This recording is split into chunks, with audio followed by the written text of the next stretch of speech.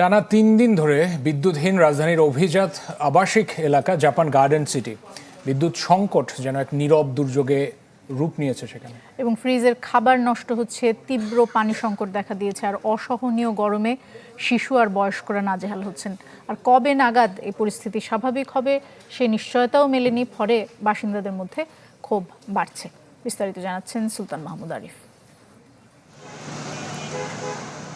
রাজধানীর মোহাম্মদপুরের Japan garden city এই আবাসিক এলাকায় পরিবার নিয়ে থাকেন এই মা।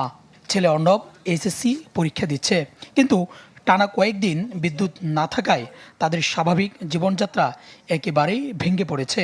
বাধ্য হয়ে তাই বাসা ছেড়ে ফার্মগেটে আত্মীয়ের বাসায় চলে যাচ্ছেন তারা।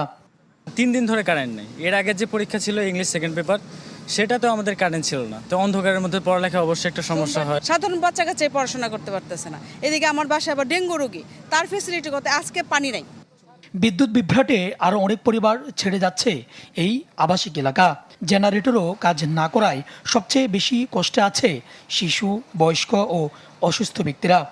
ডাইনিং এর ফ্রিজের সাথে যে কার্পেটটা আছে, সেই কার্পেটটা ভিজে আমি ঘরে ঢুকতে পারতেছি না। কষ্ট করে সিঁড়িতে যেতে হয়, কষ্ট করে পড়তে হয়। কোনো সমাধান নাই, কোনো উত্তর নাই।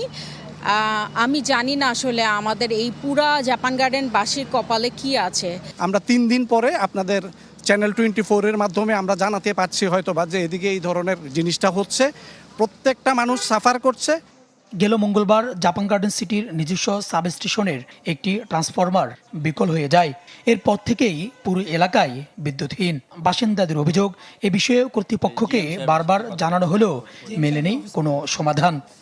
আপনি কিছু জানান না? না, আমার ব্যাপারে জানা নেই। যে বিকল্প একটা ছিল, এটা 4 বছর ধরে পড়ে আছে, সম্ভবত মেনটেন্যান্স না হওয়ার ফলে ওটা নিয়ে কাজ করতেছে কাল থেকে। অন্যদিকে স্থানীয় বিদ্যুৎ বিতরণ কর্তৃপক্ষের দাবি, সমস্যার বিষয়ে তাদের কাছে আনুষ্ঠানিকভাবে কোনো সহযোগিতা চাওয়া হয়নি। না, আমাদের যদি হেল্প নেয় তারা হেল্প নিতে পারে, কিন্তু আমাদের তো হেল্প নেয় নাই। আবার কখনো মেনটেনেন্স করে না, বছরে 6 মাসে মেনটেনেন্স করতে হয়, ওইটাও তারা করে নাই হয়তো, এটা আমরা জানতে পারছি। টানা কয়েকদিনের এই বিদ্যুৎ সংকটে চরম দুর্ভোগে পড়েছেন জাপান গার্ডেন সিটির 3000-এরও বেশি বাসিন্দা। দ্রুত ট্রান্সফরমার মেরামত করে বিদ্যুৎ সরবরাহ নিশ্চিতের দাবি তাদের। সুলতান মাহমুদ আরিফ, চ্যানেল 24, ঢাকা। নগদ নিয়ে এলো হার না মানা হার।